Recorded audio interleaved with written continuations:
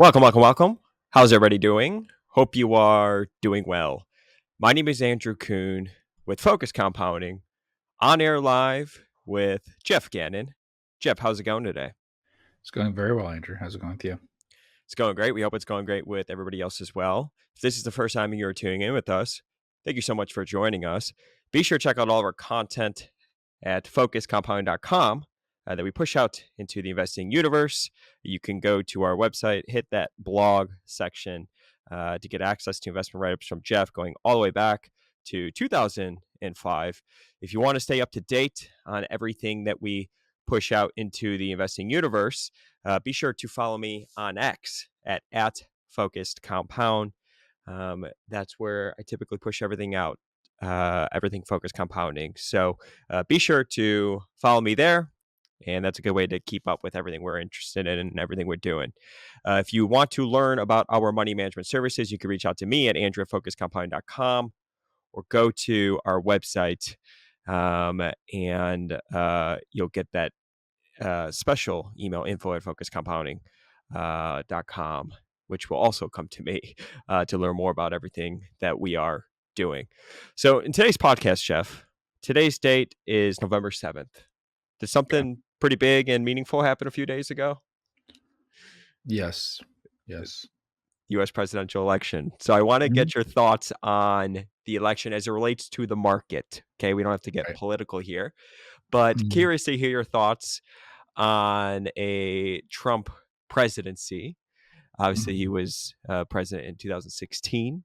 And you wrote a Mhm. very interesting blog post after Trump was elected the first time about how you had thought the tax cuts were not baked into stocks. So curious, and that proved to be true and a very good Mhm. opportunity. Curious to hear your thoughts, your view on a second Trump presidency, how that could affect markets, the economy, perhaps interest rates. He's even talking about he thinks he should control interest rates. Mhm. What the implications are for U.S. equity markets, and just your thoughts on that. Well, stocks went up a lot. Regional banks basically went up the most. Yeah, So Hingham was up like 15%. yeah, and long-term interest rates moved a significant amount for they don't move that much each day usually. So like 10 years or something moved by a pretty significant amount. Um, so I guess you could say markets expectations are higher growth, higher interest rates for domestic type companies, especially. Some of that could be nominal, so they could be expecting more inflation, higher deficits, things like that. But definitely domestically focused, um, smaller, right? I mean, S&P 500 and Nasdaq actually were up a lot too, but probably not as much as like Russell or something like that. Easier credit. I was watching the futures overnight, and the Russell was up 5-6% at one point. Hmm. Yeah, I'd say a lot of banks were up 10 to 15% for no reason. Yeah. And that's just baking in more growth. What? I don't know what it's baking in. It's an odd Mm. thing to happen. Um, so I don't know. I think it's probably mm, it can't be very human driven and things like that. Those are incredible moves, especially to have. I mean, he wasn't not favored. He was maybe half chance that he would win, half chance that he wouldn't would be about the extent of it. But certainly, I don't think there was any. There was no. I don't think anyone had predictions that the Democrats would be favored by a material amount in the election. So at best, it was a toss up. Um, so, and then other things that matter a lot, Senate and House, as far as we know, haven't been much different than predictions. The Republicans were definitely going to win the Senate. The Democrats won't be competitive in the Senate till 2030, probably. Um, if that, but I mean, they just mathematically they won't have a chance to take a majority in the Senate until at least then. And House, the Republicans, as far as we know, didn't do that well for winning the presidency. Just like they didn't.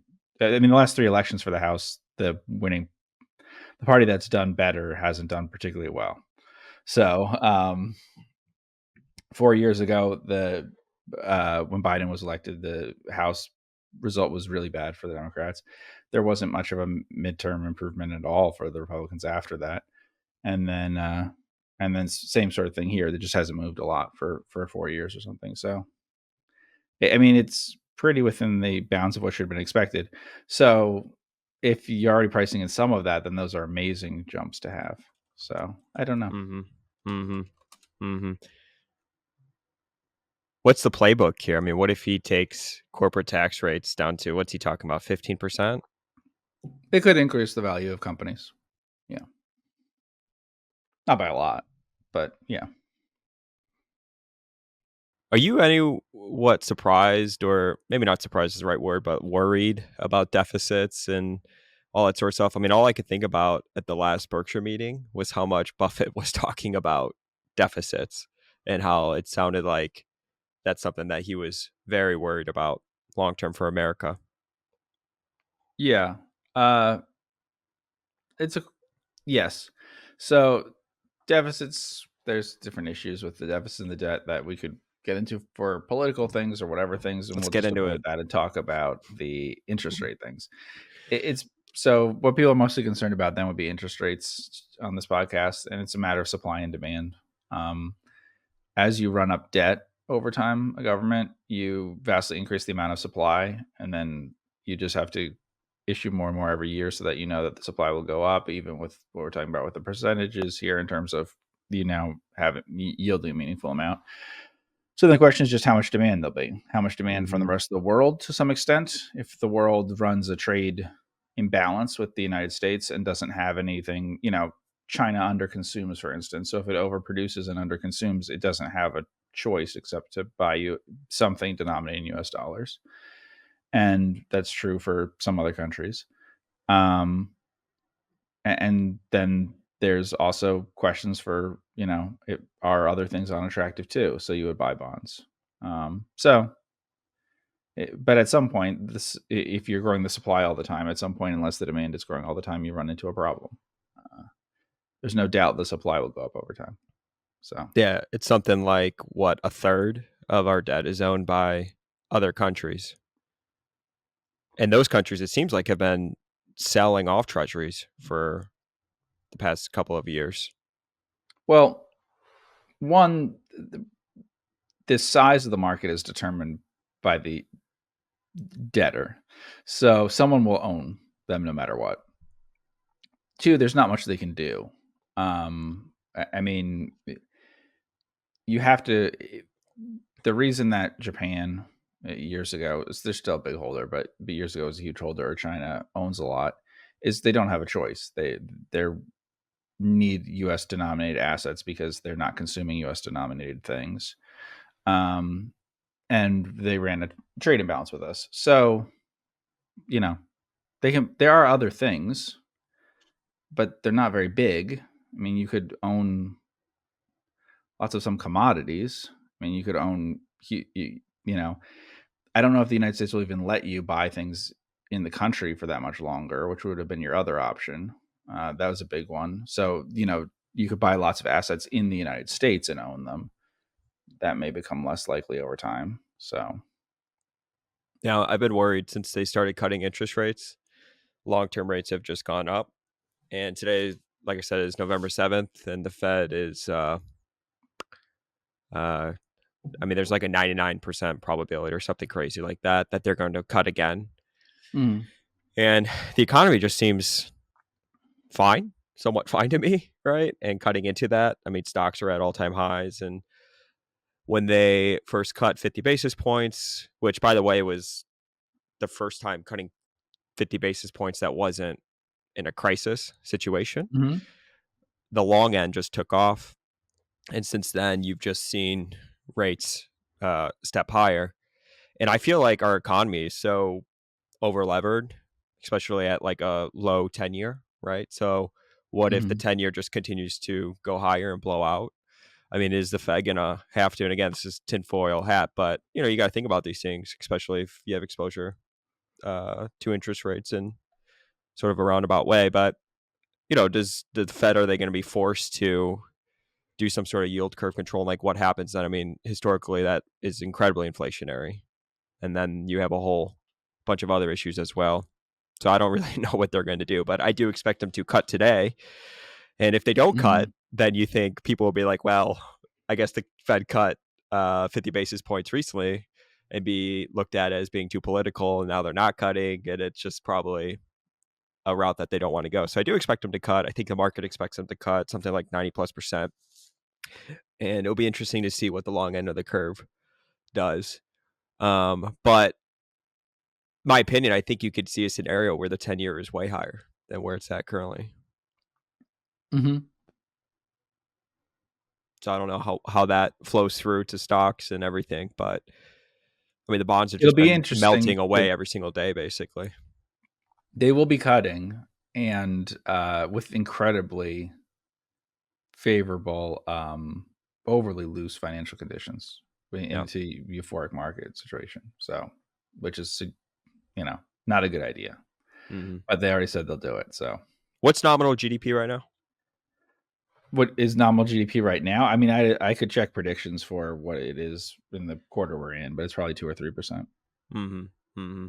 I mean, sorry, 2 or 3% real, Real. So annualized. Yeah. that would make nominal probably like what, 5 or 6?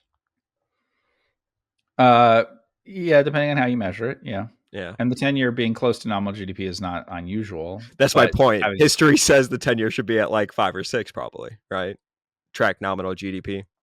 yes. I don't know how strong that theory is. That's based on a very short number of years in a particular economy. I think if we look longer term, there's other things that matter. Mainly, that doesn't include a period where you had a high risk of poor. The credit worthiness of the country is much lower than at any point that they're looking at for that.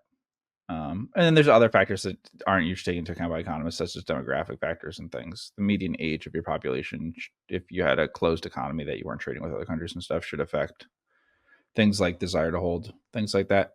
Um, I don't think that anyone has very good theories on what that should look like. Mm. One thing I am Yeah. excited. Go ahead. Go ahead.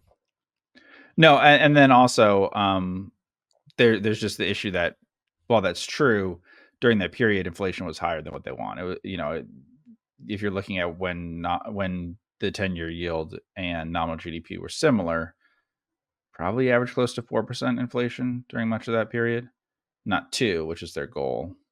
So that's something to keep in mind. It's also to keep in mind with the past Fed funds. People mention average Fed funds is 3-4%. It's true in the long-term history of the series, but it's also true that they overshot their inflation by more than 1% during that period. Mm.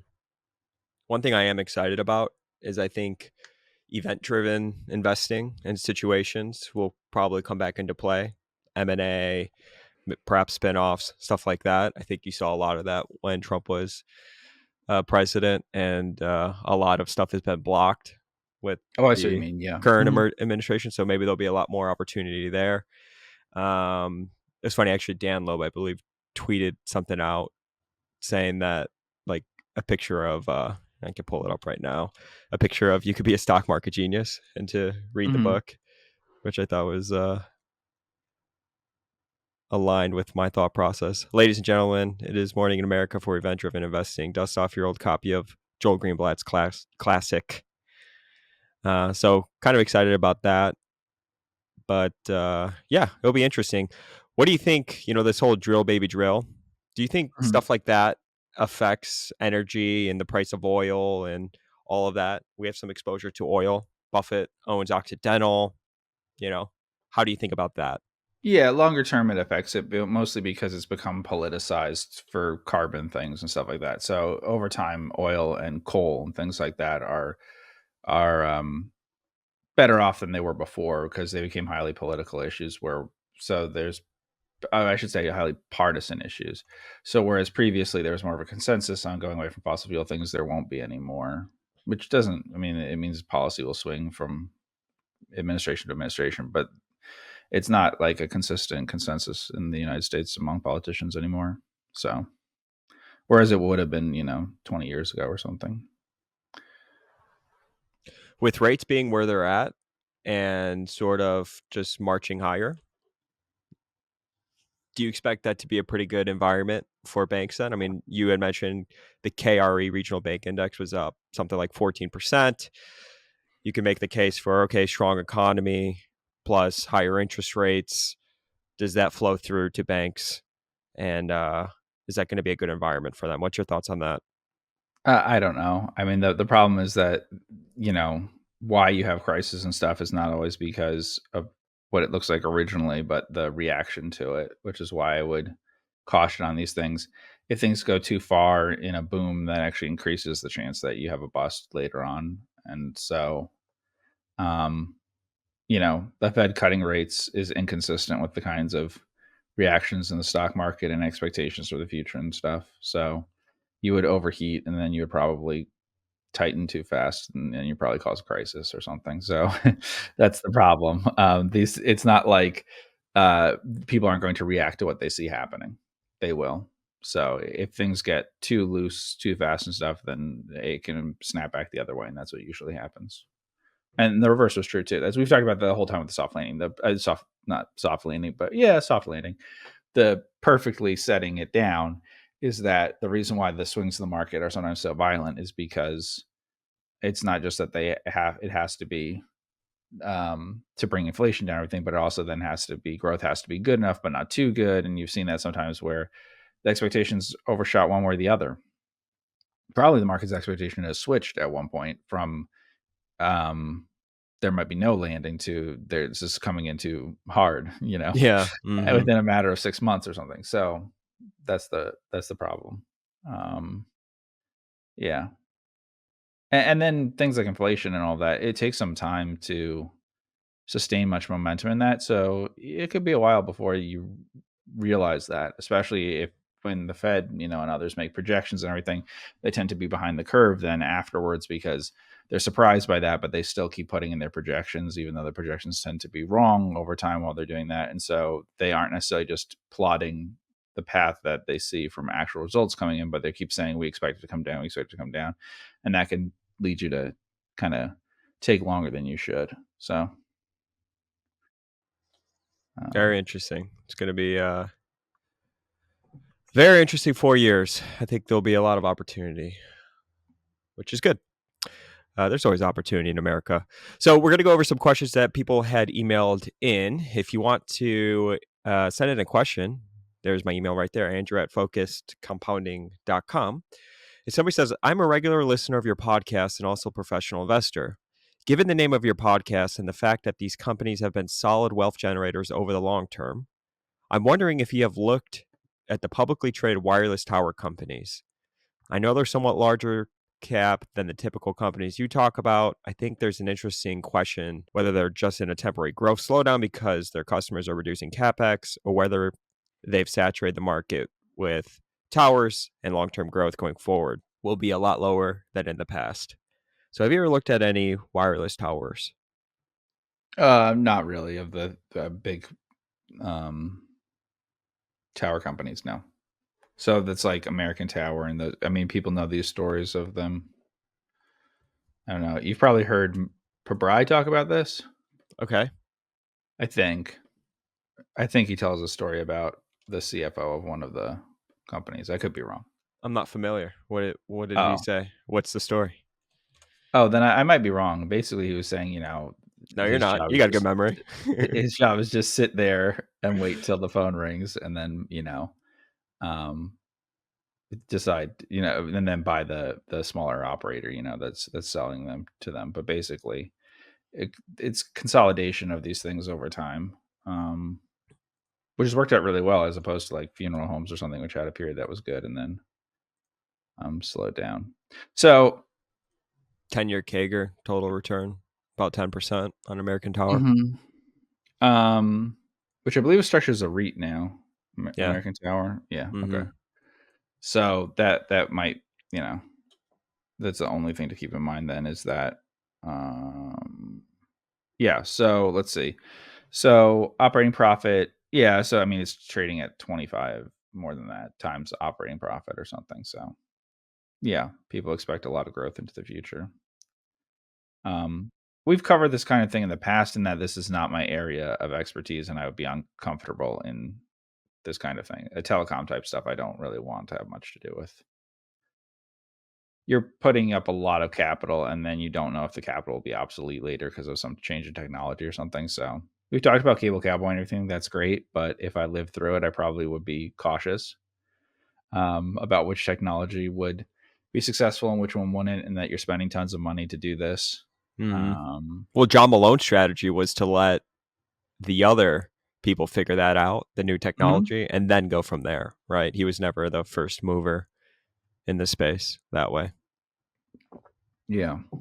Um, but so it leads to I don't know if you want to call it somewhat monopolistic or whatever situations, because you basically need space on towers, and there's going to probably be a limited number of them. And then also you have the difficulty of working together from companies, either for antitrust reasons or just because they don't like each other. So it's more economical to put several carriers on the same tower, but carriers won't build their own towers doing that kind of thing. It's interesting that way. It's sort of like I don't know, in the it's very rare, but in the cruise line industry or something, there have been dry docks that are built to be shared by different companies because it's so uneconomical for a giant, because you need a dry dock for a giant ship, which there's only a few companies in the world that would have them. But it does. Are you going to spend that just because you have a few ships, or are you going to do it with someone else? But if they don't get along too well, then sometimes someone else has to build it, capture all the profit from it, right?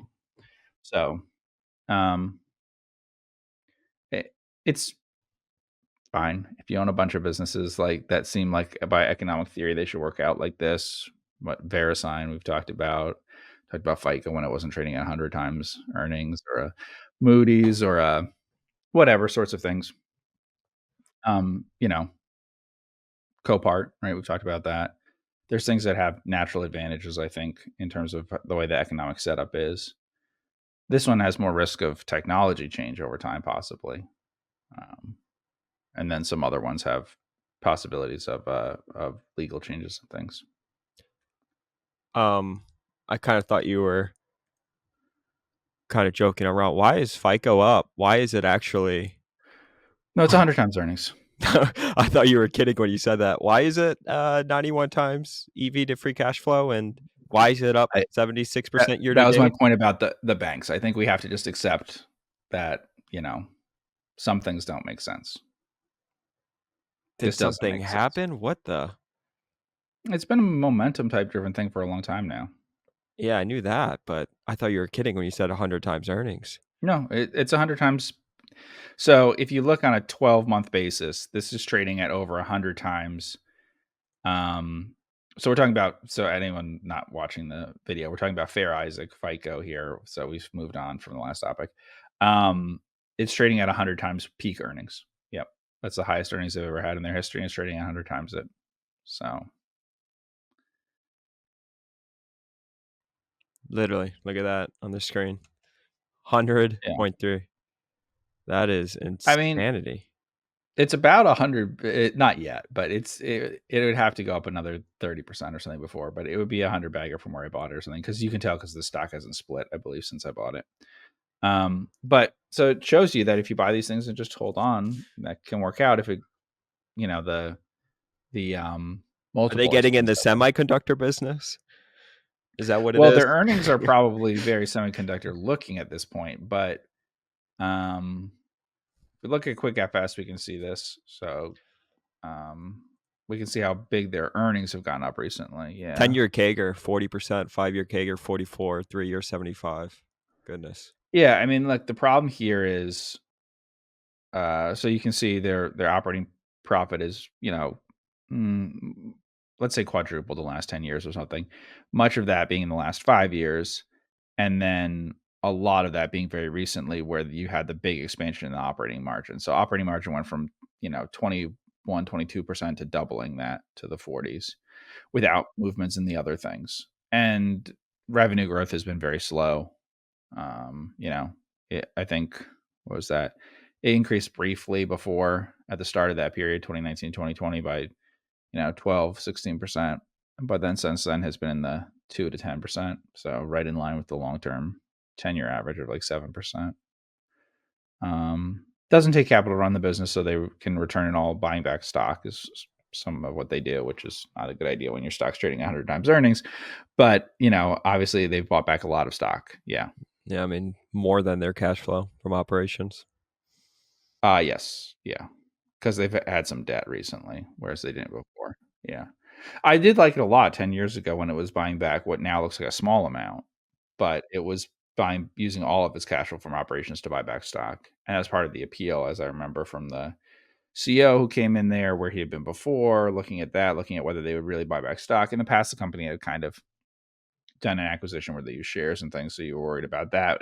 It was trading at, 10, 12 times free cash flow or something at the time.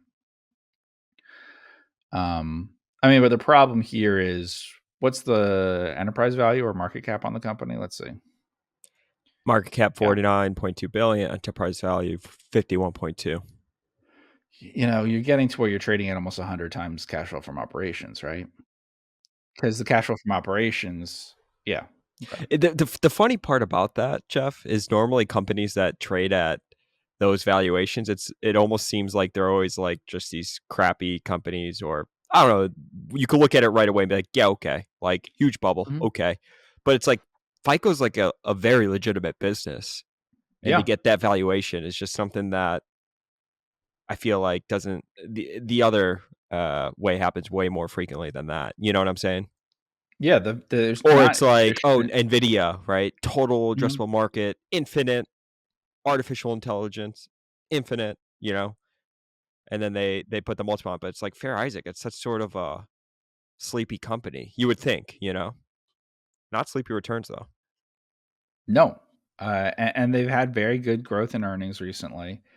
Now, there are mathematical problems that come into there. If your margins are 40 or 50% and you're growing revenue by, amounts like they've grown recently, then you can't grow by that much more. Now, they also disclose certain things in the filing. For instance, my interpretation of what they said last year or something is I think that they raised their price by more than their increase in their revenue, is my guess. So if you see revenue growth of 10% or something, effectively they put through price increases of higher than that and the volume declined somewhat. So look, that's great. That's the kind of business you like that way. But it's the problem of people can love See's candies and stuff. But if it was publicly traded, could this kind of thing happen to it at some point in the 70s or 80s or whatever when it was raising prices like it was? Yeah.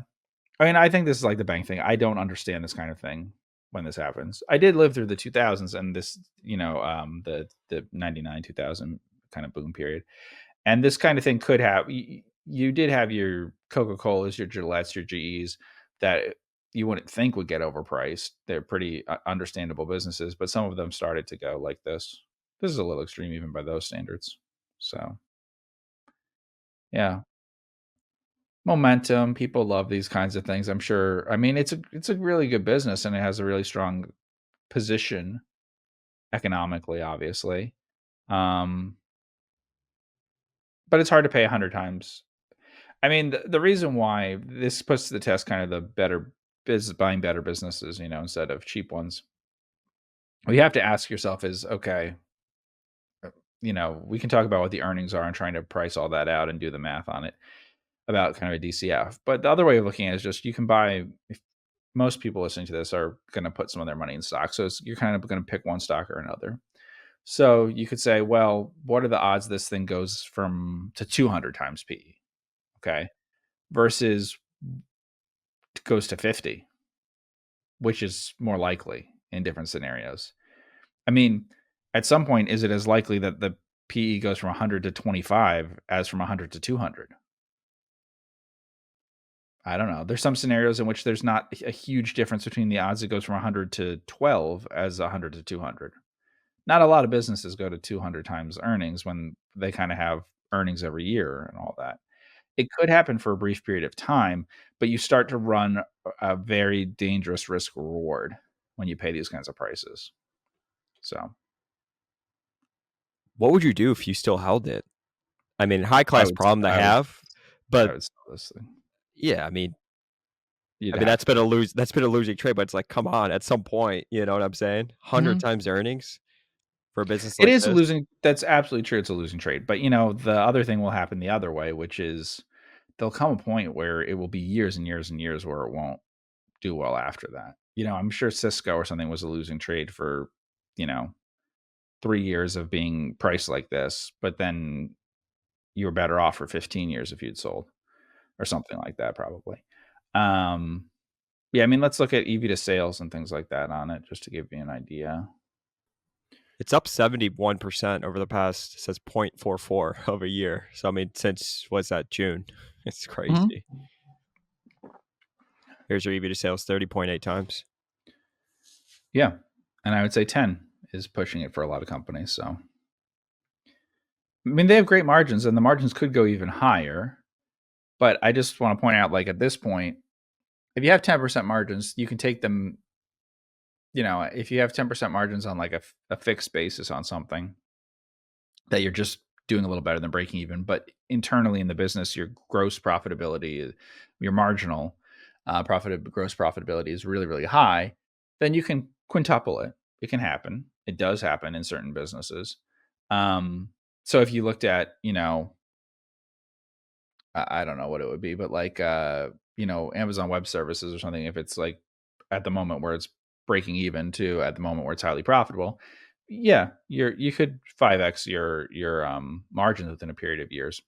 But you can't do that once you have the margins that they have, because you have to flip it and say that the part that isn't your margin, is your cost. You can't bring it down by that amount anymore, because there's not that much remaining, right? If you look at it and you have a 5% margin, a 10% margin, there's 90% of sales left for you to take. Now there isn't. There's 1.5 times. I mean, there's 2.5 times. But, or I should say, you could, if you had 100% margins, that would be 2.5 times increase if you're at 40% or something. So there's just other things. I mean, in terms of you're pushing the earnings quality in all sorts of ways, like I said, with the cash flow from operations, with whatever, it's not even the 100 times earnings, although that is a lot. It's that those earnings are, to me, look genuinely like really what the earnings. You're not in any way understating those earnings. If you look at things like sales, if you look at the operating products, we look at the actual cash flow from operations on a cash basis, those things are really important to figure out if there's something odd going on here. There isn't. There are other companies that trade 100 times sales. There aren't a lot that trade 100 times sales, and that's a very good indicator of their actual, like, expected earning power. Now you have there that I guess the forward earnings is Yeah. expected to be 75 times I just put up the NTM next 12 months, and that's 75. So I'm like, okay, what are people baking into the price? I mean, clearly that earnings are going to go up a bunch. How far back does this chart go? This is year to date. I could go back, I mean, as long as you want. Well, We can go take it back back. 10 years. Take it back 20 years so we could just see if we can show people a multiple. I think that will help. If we do any of these, if we do one of these that's multiple based. Do you want to do, so my Sales. screen zoomed in for a recording? Would you prefer Okay. EV to sales or EV to, or price to Sure. earnings? Price to earnings or EV to sales. It doesn't matter to me. Either one's fine. Okay, let's just do EV to sales. Okay, so we'll go back 20 years, 2005. Mm-hmm. And Okay. the EV to sales, it looks like, was 3 times. Mm-hmm. And you said you bought it out of the financial crisis, correct? So we'll Yeah, if you say go forward a little bit, I don't remember. I could figure out the exact timing, but it was a period in which it went up about 100% in 12 months. So it probably would have been like maybe closer to March. 10 than 9. So you have it at the bottom there. March of 2009 is kind of the bottom for FICO, as well as all stocks, sort of. Hmm. And then it probably, if you go forward another year to 18 months or something, it took them a little while to come out of that. But Yeah, it looks like maybe 1 to 2 times sales is what you bought it at. yeah, that would be accurate. Yeah, definitely. It's crazy. And then you can see how it really took off even pretty recently. I mean, before COVID, what was it right before COVID? Looks Go back. like it was Yeah, so there you still go. 9 times. Yeah, so something can go from 9 to 30, like what happened here when we talk about stocks. It's not like there's some magic thing about the 10. But then, so what happens then is you think, okay, so was that a good purchase and everything? And maybe. And the stock went up a lot, so if you bought it then and held for 5 years and sold, then you did really well. If you don't ever sell, then that's a question. So, Let's look at what they're baking in. Always curious about these sort of things. If I could do that on here. I mean, even revenue growth, it's still not, they're not baking in a lot. well, I mean, that's high, But yeah, for 100 but times earnings, let's see. Yeah, it's all EPS. yeah, so their EPS growth is 25. they're expecting 20, 25%, 20 yeah, so what do we have there? 21, 25, 23% is the EPS growth expected, so Mm-hmm. That's crazy. I'm gonna tweet this out. I had no idea it was trading at 100 times earnings. That's yeah, bizarre. I'm not saying short the stock or something, but I'm saying these things are very expensive. I don't know necessarily why they're as expensive as happened with them. It's kinda like when we talked about the Cinemark Marcus thing, you Yeah, know? that one's Like really shot back. yeah, I'm like, did we output uh that price discovery or what? I don't even know, but we didn't participate. We were just talking about it because it just was baffling that way. yeah, but so why does one thing go up, almost 100% in a year and one not so much? There's possible explanations, but I think there's just momentum into it and everything. Something like FICO is probably many people's favorite stock that they own. I can understand that, it's done really well for you as you own it, you don't wanna sell it. It's really a monopoly, let's be honest about it, and it costs nothing, right? I mean, they've moved in terms of the way that they charge for it, and there's other things that have changed. But when I originally bought it, which we're talking about is, closer to 15 years ago than 10, I did estimate that the core scores business that they have had probably in excess of a 70% operating margin, as best that I could tell. They didn't break it out for you. But if we pulled away everything else and the company was just that business, it you know, would be 70% or so operating margin. It maybe even a little higher, less all the corporate costs and everything.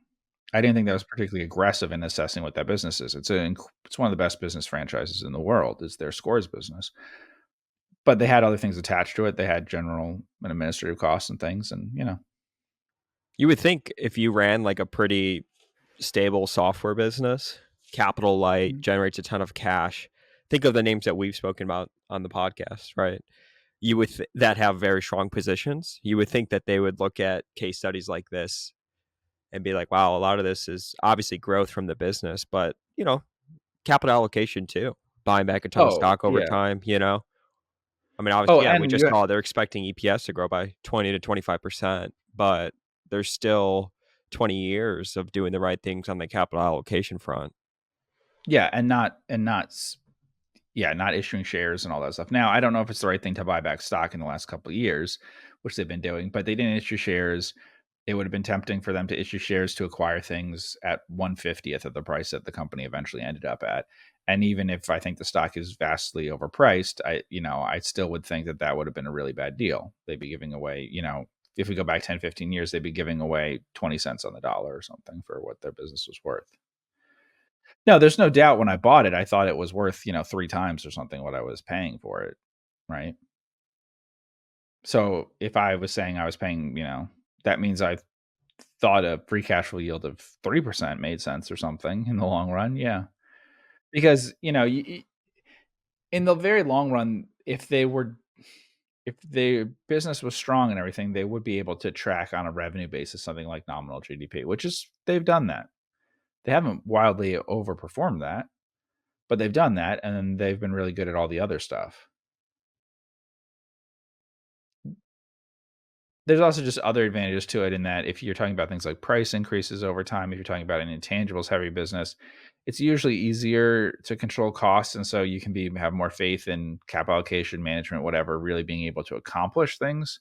Cause not the same as like opening new locations and adding headcount. No matter how ruthless people say they are and everything, it's much harder to roll back headcount increases and things like that than it is to have a business in which that's not a lot of what your business really is.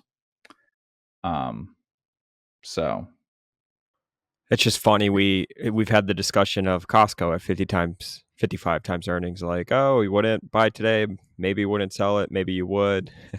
And then FICO just says, hold my beer, you know? Yeah, but the FICO's at 100 now. It was at like about 10 or something once at the bottom, like we said. Certainly in terms of sales, it's been at 3 times sales in 30 or whatever we just said. So it's an unpleasant reality of investing in markets that, on really great businesses, certainly, and sometimes on other kinds of businesses, um, you know, 10x of a return or something could be due to expansion or contraction of the multiple. You can own something, it can do well, and it can contract while you own it. Um, Both of those, of course, FICO, we should like point this out more clearly. There's probably a heavy economic aspect to that. What People's does that mean? attitudes about, well, people's attitudes about what they think credit. Well, one, Wouldn't it they're go the other way, though? I don't know. that they well they credit a lot of credit applications are good for FICO in the long run, and a lot of inflation is good for FICO. Um, More actual volume of credit decisions being made and higher pricing in general is always a benefit, because what they're doing is taking a small percentage of what your business is basically for you to do this. So it helps if it looks like a small number versus a big number, and it helps if they do things to make it look like a small number that way. And then they don't really have real assets and things to worry about the other way. So this is a very unreal stock, in terms of the unreal in terms of the business in every way. So it is, yeah. An overheated economy would be good for FICO. So, if you could keep the economy running overheated all the time, that this would be a good stock. Um, that's probably why it was so bad back in, so let's say 2010 or something. Not just concerns about everything that happened with credit and all of that, but just that it could be really slow. There was no inflation, there was no growth. Credit could take an incredible long time to get back, and now it feels like a different kind of world from that. So, Hmm. Crazy. Let's see. Somebody sent an email. What will have a better return over the next 5 years? Village Supermarket or Angles? we can look on QuickFS. My best guess would be Ingles, just because it's probably cheaper now, but Village has gone up a bit. So yeah, it's probably up 50%, not that long ago. Um, yeah. And here's the opposite. Here's a company that hasn't, well, EPS and stuff on paper look good, because I don't know how it's probably the start time from that. No, that can't be right. There's some miscalculation of the EPS thing.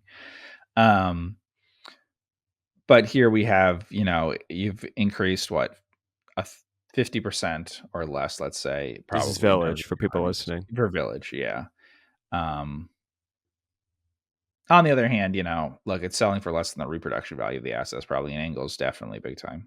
So you can see it's at like 1 times book. It's as I say, 4 times EBITDA, 6 times EBIT. Yeah. I mean, free cash flow, I think they're doing some meaningful CapEx. We could check that. I remember reading about what they were doing, so that could be affecting it. Yeah. Yeah. 63 million is very meaningful CapEx for them to do.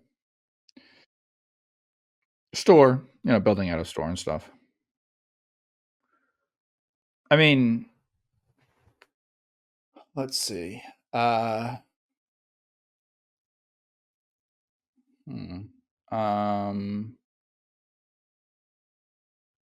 I mean, building a supermarket is kind of some of the most expensive commercial real estate that you build out normally. It has pretty high prices on it where they're building all that. Yeah, I mean, they're remodeling some things, they're expanding or moving some of the stores too. That's all normal things, though. I mean, it's not that much different. It's probably a little high. I'd have to read the 10K and everything again to get an idea, but it's actually, if you adjust for what COVID was before to what now is, that probably gets you most of the way to that. So if you had been spending between 35 and 55 million before, I would guess that you now have to spend 63 million in nominal dollars because of the inflation. I think supermarkets are cheap as stocks generally. I think people way under realize that you can't reproduce these assets for this, you know. amount. It would be, for a competitor, it would be easier to buy Ingalls or Village even at a premium. The Village is part of a co-op and stuff, so there's a problem with that. But it would be easier to buy entry that way than to build it out yourself. It'd be faster, it'd be cheaper. You could probably pay a pretty big premium. I don't know. I mean, I'd have to look carefully at Ingalls, but I wouldn't be surprised if a 50% premium and a takeover price or something would be a way cheaper way to enter than trying to open competing things, and then you wouldn't have the competition from them. So, but this isn't unique to these businesses, right? We've talked about this before. Probably steel. It's been easier in the United States for a long time to buy an existing steel mill than to try to enter, relative to like the prices that the market has put on it at times. So the market, in essence, lets it trade below reproduction value sometimes. And I think both Village and Ingalls are trading below reproduction value, definitely. What's interesting about that, though, is they make money every year. So if an asset makes money every year, should it really trade below what it would cost to produce the assets new right now? But let's look at their most recent. I mean, I think most of them have stepped up in terms of returns on capital since COVID, basically. If we look. Return on invested capital angles. I mean, it shot up, obviously, Yeah, through and we can COVID, also use like most of them. ROA or ROE because it might capture it better in this case. They have leases and then they have debt, and then they own some outright. This is a different situation in terms of what they each own. So it's probably best to use something like that, honestly. Okay. Um, yeah, Well, here you go. but you can Return on see, assets. yeah. So Angles, their return on equity was in the 10 to 15% range from 2014 to 2018 or something, or 2019, and then COVID bumped it up to 20 to over 20%. Return on tangible capital is fine. If you have a return on tangible capital that's 8% or higher, it's hard to see why you should always trade at price to book of less than one, and they are trading at less than one right now. Yeah, actually, I think it shows tangible assets per share at the bottom of that, or maybe the bottom of the income statement. I forget which one. Yeah, it's just price to book. Oh yeah, tangible asset right there, tangible book value. So this is for Village. So yeah, so it's about $30 or something. It shows there. That's correct. And so it's trading a bit above that now, right? It's trading, 20% above that or something. I think it's around $33. Yeah. And then Angles, Angles. we have it saying that the tangible book value is $77 a share. Mm-hmm. And we're currently trading at 71. Yeah. But when there was a period where there was concern about deflation, and the grocery prices did deflate a little bit before COVID for the first time in like 60 years or something.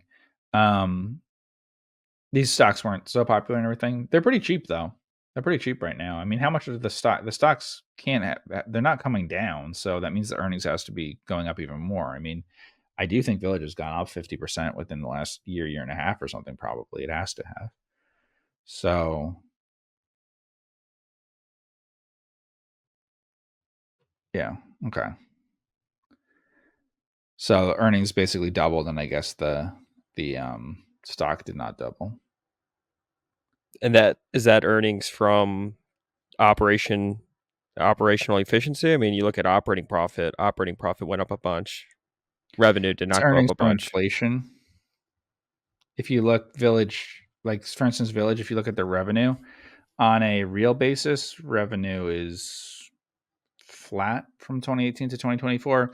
If you put in an inflation calculator, 2,237,000,000, and then asked what that would look like in nominal terms back in 2018, 2019, it would look like that. So Mm-hmm. it's just inflation. Yeah. So, which company do you think has a better 5-year return potential? Ingalls, I think. Now, it also has the ability to allocate more money in a way that you might not like. That's very limited at Village. Although Village did acquire stuff and not they did two acquisitions that weren't that great. So they managed to do that. They acquired something and then rebranded it as ShopRite in a state that hadn't had ShopRites historically, Maryland, and that didn't go that well. And then they also bought things kind of related to New York City too, which was a different name than their own, and that didn't really, go that great either. And it was kind of competitive bidding for that one too. So they all can find some way to return some of the money. I mean, I if you're going to sell me an existing supermarket of either of these and promise that they want to do things with the capital, I would be very happy with either of these stocks. The question is, it's the same thing we talk about oil things or whatever. There's lots of times where I would have been okay buying an oil company and didn't buy the stock because I didn't want what the oil company was management was probably going to allocate it to, and I've been burned on that. And sometimes it works out, even if that is the case, if the price is cheap enough in the future for the commodities bright enough and everything. But yeah, I think you can buy supermarkets in the um, stock market cheaper than you can buy them by trying to go out there and buy them yourself or to build them. So it's a cheaper way of entering the supermarket business if you want to. We could look at like competitors like Kroger and stuff to see what the multiple differences are in everything, just to give people an idea. Kroger's on the screen. And Kroger's not really a better business. I mean, it's very efficiently operated, and there's some really strong things about it, but its locations aren't better. It's any of that. Like it is not better than Ingles or Village. And you can see that in the record. It's a big stock, a liquid stock, and is operationally well done, but the assets probably aren't as good as the two companies we just looked at. Probably not across the whole board.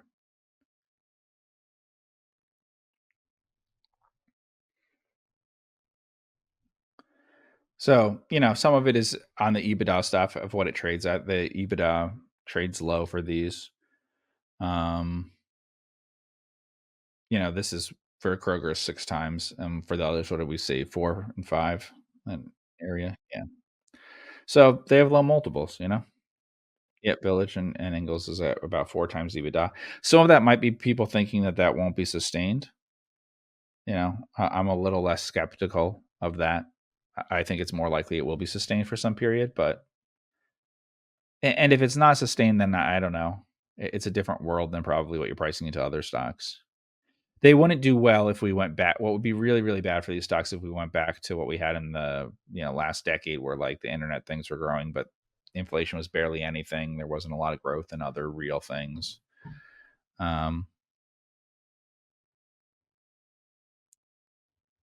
they There's a question about cash conversion, but it's not terrible. It's if you look at free cash flow divided into like EBIT and stuff, it's not that out of line with what um I mean the long-term averages, if you look at that for any of these three companies, it's not that out of line with what it is for businesses that operate in the real world and pay taxes like these companies do and all that.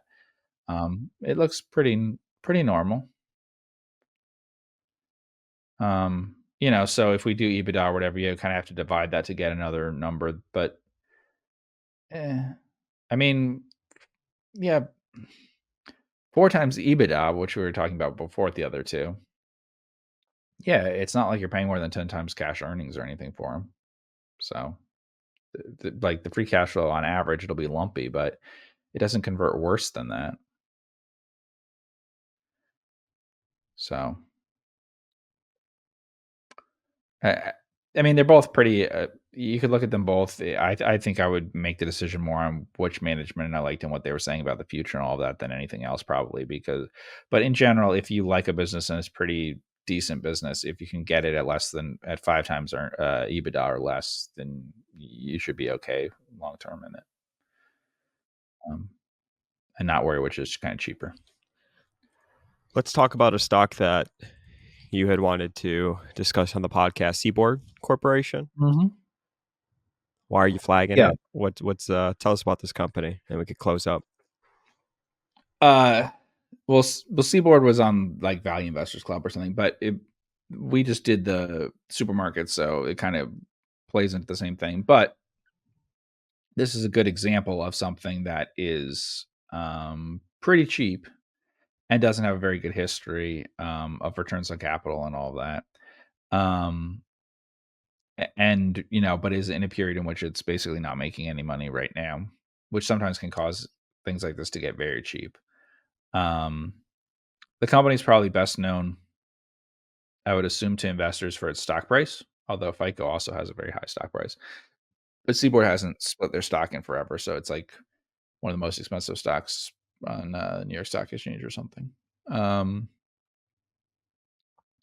they bought back some stock from the family at one point, um, and have when they've done that, they haven't bought back at premiums and stuff. So that's helped with the price to tangible book value of it. We could check that, what they say that is. It's complicated a little bit with this company, but if we look on the that will give you some idea of what I'm talking about. Is if we look at what the tangible book value per share is here.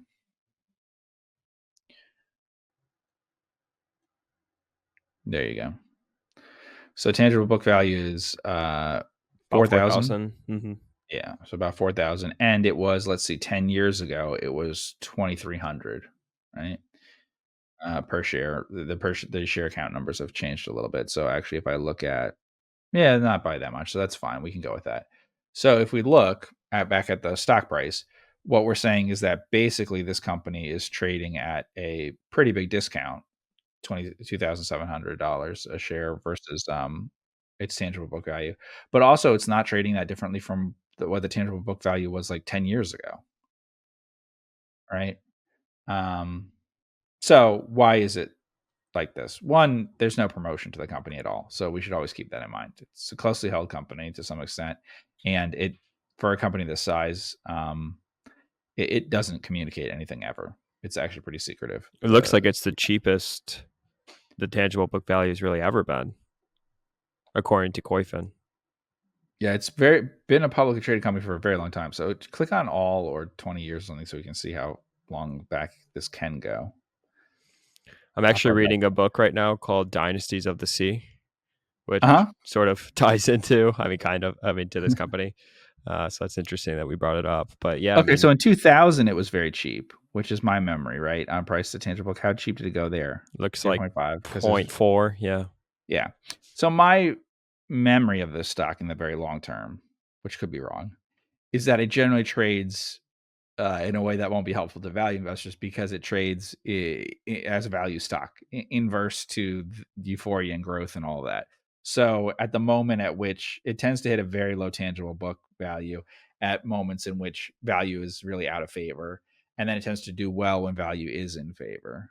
Um, I mean, yeah, and some of that is the businesses that it's in, which we can go over. I don't think anyone would recognize any of the business except they're part owner of Butterball, the turkey um, brand. Yeah. So, but pork processing,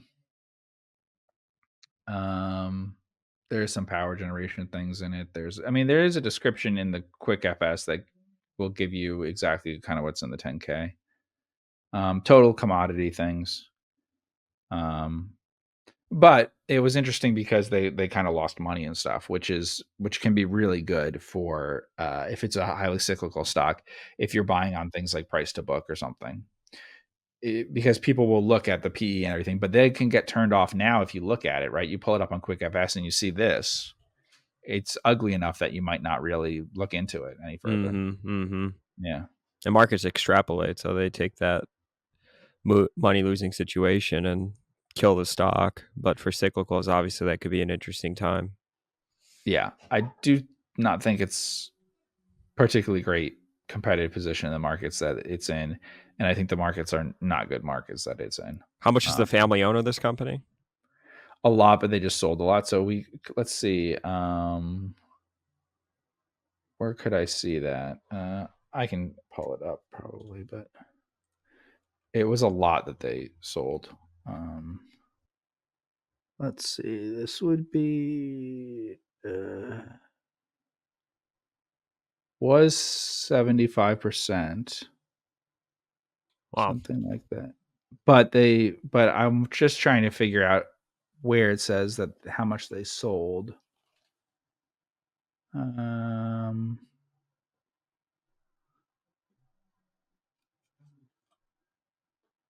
I don't remember the date on which the sales took place and stuff, but it was in the last year, so it could definitely be that it's not updated in this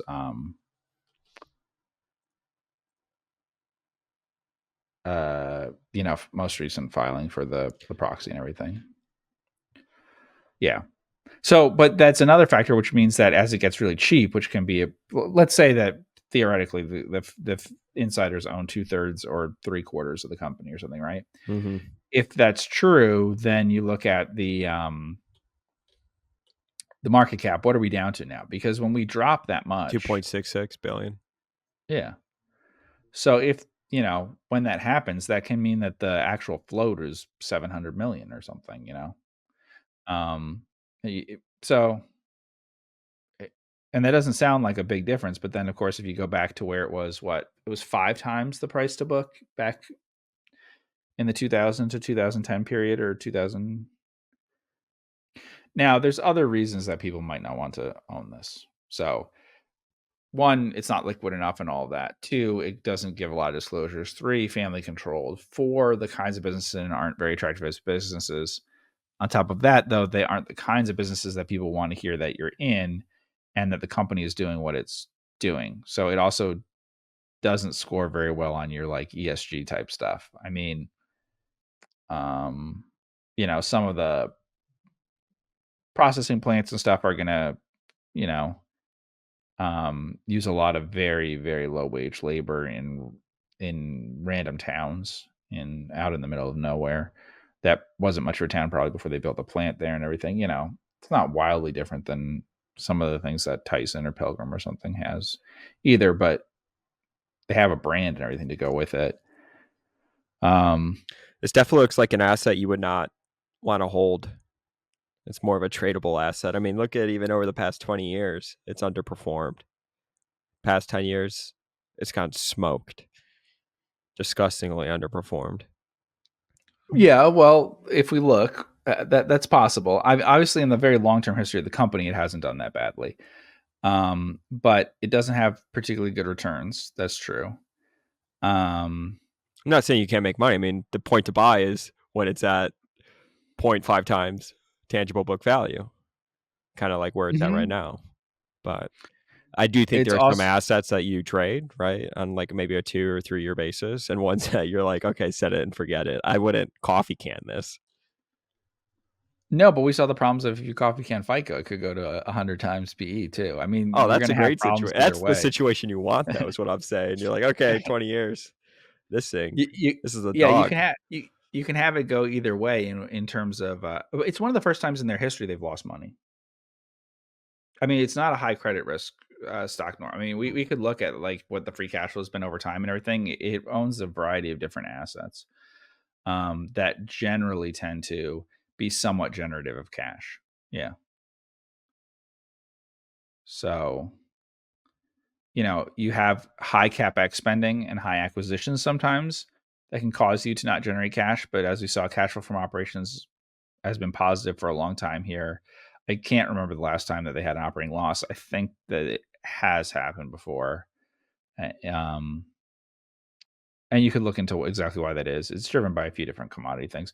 I won't get into a long description of the company. We could go to QuickFS, so I could just say a few of the lines of what it does, but there's a reason why I'm not describing that. It operates in many different places. So this is the easiest way to say it. It operates through 6 segments: pork, commodity trading and milling, marine sugar and alcohol, power, and turkey. But then in addition to that, you have things like the power segment is an independent power producer that generates electricity for the grid in the Dominican Republic. Some of the other things are also related to each other, how they got into it. So they talk about operates a terminal, so um, uh, it's I don't remember when we talked about this before, but basically it is one of these where I don't know in the future if if it will be priced high enough in public markets and stuff in the future. But it might be. Like, if we are in a world in which there's not a lot of active investing, and not a lot of active investing is something that has a float this size, and not trying to learn about a company that doesn't put out a lot of information. Now, there's no reason the family can sell whenever they want to, although they got a discounted price when they sell to back to the company. Um, but you know, it is one of these things that I think might have become less efficiently priced over time, which is a interesting question to ask. You know, what causes people to recognize something might be too cheap and what to do about it. Since it's a control type situation, that's probably a big part of what causes there not to be a lot of interest in looking at, oh, what would the assets be if we broke it up and that kind of thing. Do you ever think companies that own, like, this is one of those situations, 70%, right? You said 75%, something like that. Do you ever think to themselves, like, in a situation like this, maybe we could just take it private? I mean, Hunter Douglas did that.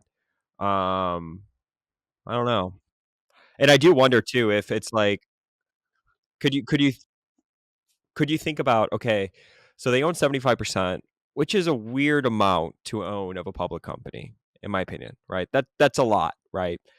And if you're looking at it, could you be like, are they ever going to buy back a ton of stock or do anything else? Do they want They to buy continue to make their ownership go up? Is that the plan? I mean, it's I don't know. It's bizarre that way. Like, why are these guys even public at this point? well, Hunter Douglas had the same issue. There's a few possible reasons, right? The biggest one is you'd have to buy other people out. Mm-hmm. I mean, here's the problem. Who do you think owns this? We don't know who owns the stock, but who probably at any time owns the stock? Probably people who know that it's worth more than Value that and investors. won't sell out. You know, um, but then there's also issues of if you've been public for this amount of time and stuff, do you just go private doing this? Some do. Hunter Douglas tried all sorts of things to get rid of shareholders at lower prices because they tried opportunistic tenders over time to do it. So, yeah, you can take advantage of people, certainly, if you own a large enough part of the stock. And especially, like I said, as it becomes less active over time and all of that, there's possibilities. Um, but then there's also the issues of like, do you want to take it private for some reason? I don't know. You could, if your goal is to like just make a little more money. I mean, one thing from a family perspective or something, one, you have shares. So, I mean, that's helpful, really helpful in planning things and stuff. I mean, I think a lot of families that have a lot of money would benefit if they were publicly traded, but owned almost all the public company. So that's really helpful. There's a market that it creates for that you can use. You can basically exit anytime you want by having the company buy back your stock.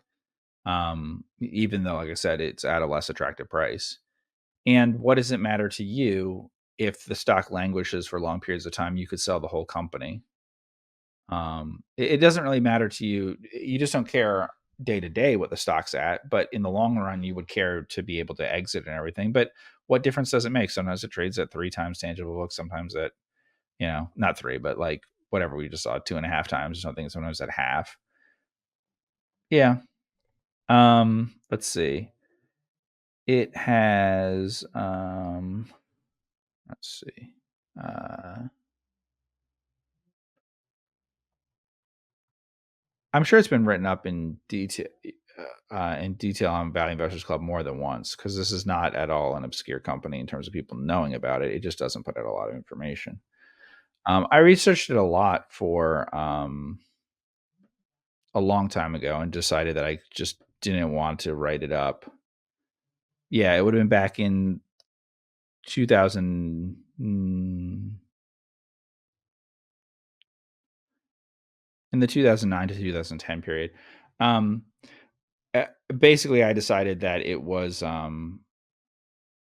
too difficult to write a good report about it. I didn't decide that it wasn't a good company or wasn't something interesting to write about, but it just wouldn't have enough sources that I could cite that would be confident and stuff. But I did some research on things to find out more things about interview things that aren't from the public investors might not know about, legal things that they've had, problems with communities, whatever. So like I looked into some stuff to figure out what they're really up to and everything.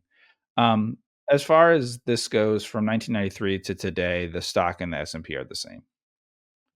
They've had the same returns for the last 30 years or something. So that was obviously because they did better in the 90s. And then obviously your exit amount is important here. So we don't know because I didn't check what the entry level point was. But if obviously if the date that we have for exit is super significant here. So I'm always cautious when telling people about look at the long-term stock chart because there's a tendency to think it's doing really well or really badly because of changes in the multiple. This is, I mean, what's that? Let's see. When is the S&P traded at higher prices to tangible book or EBD? But I mean, it's near some of the highest levels it's ever been at. And this company is near some of the lowest levels it's ever been at. So, um,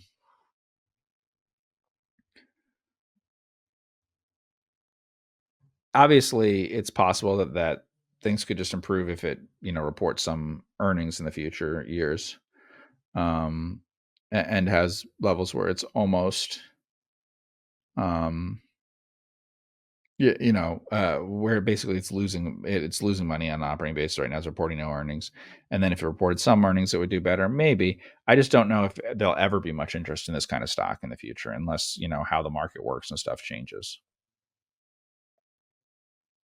Um, Kind of like what I was saying is, Marcus's family controlled company and whatever. Would there really be a change at some point? People might just assume that it would trade more in line with Cinemark, but you kind of have to have enough people believe that and bet on that and believe that other people will believe that, even if no one ultimately believes that. They're all betting on other people believing it. Maybe it'll still happen. I follow Here, all those all those theater stocks. yeah, They all just sort of move at the same, like they all move together. IMAX, Cinemark, Marcus, a few others.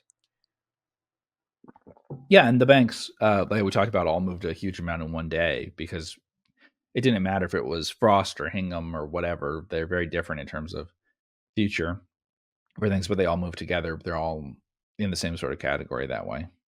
What's interesting about these, I think, for the future with like a Seaboard is like, I do wonder about the ones that, what group is this in? Like, I mean, for industry purposes, are they putting it in? This is labeled as food. It is. So it's the middle of the chain in food. That's correct. Commodity. It's a commodity food. So what you're dealing with, even where they talk about the pork and all of those things, it's commodity food products, and it's really in the middle of the chain. So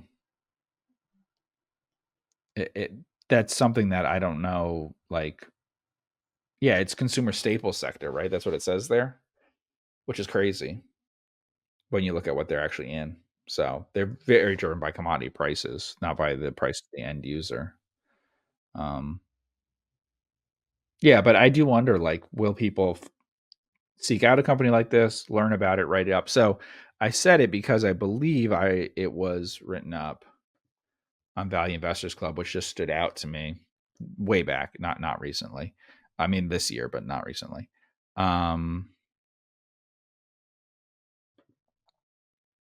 Yeah, it was written up in July. So, and it wasn't some huge detailed um, description of it or something, but it was interesting to me that it was actually written up, and they went into things like the ownership and all of that.